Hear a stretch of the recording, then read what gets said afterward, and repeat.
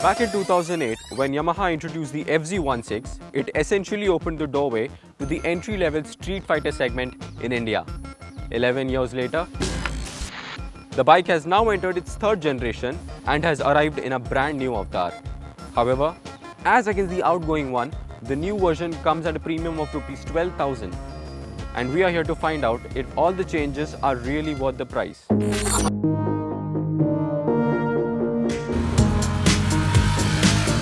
So let's begin by talking about the changes. On the outside, the front fascia gets a new look with split LED headlamps that are similar to the one seen on its elder sibling, the FZ3.0.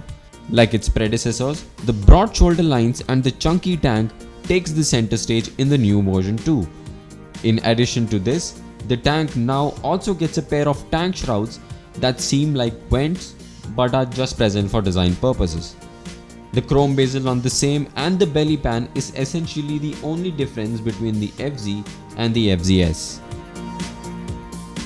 While we did expect a power bump in the engine, Yamaha decided to steer clear of it, which means that powering the bike is the same 149cc engine that outputs 13 bhp and 12.8 Nm of torque.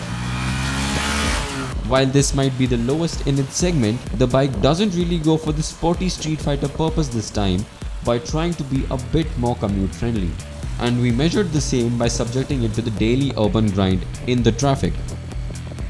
Compared to the 2.0, the FZ gets slightly raised handlebars that makes maneuvering in traffic all the more easy. And those pothole-ridden roads will be less of a problem this time as the ground clearance is also up by 5 mm.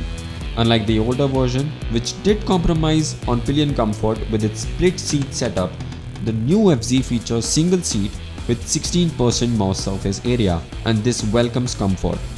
For a guy who measures about 5'6" like me, all things were easily accessible with the perfect seat height. In terms of materials used, we thought that the quality and finish could have been a bit better. If you thought the switchgear looked familiar, it's because it has been directly taken from the FZ3.0. The bike also gets a new instrument cluster that comes with negative display, helping it better visibility. It shows plenty of information. However, we could have lived with a gear position and a side stand indicator.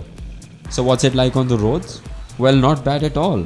You see, as mentioned earlier, the bike has been given a do-over with being commute friendly as a key aspect, which explains why Yamaha decided to retain the same engine. Speaking of which, as compared to the older version, the new FZ comes with plenty of grunt in its engine note. However, a bit north of 5000 rpm, vibrations could have been felt on the handlebars. As much as it turns heads, we will say that the performance will float your boat. The engine offers a pleasant ride without letting you forget that this is very much an FZ underneath. This means it has plenty of mid-range torque that will put a grin on your face for all those quick overtakes. The braking duties on the bike are handled by a 282 mm disc at the front, and unlike the older generation which shipped with drum brakes, the new one gets disc brake at the rear as standard. In a nutshell, while the numbers on paper might not be as impressive as its rivals, once you swing a leg on the bike, it doesn't feel like it.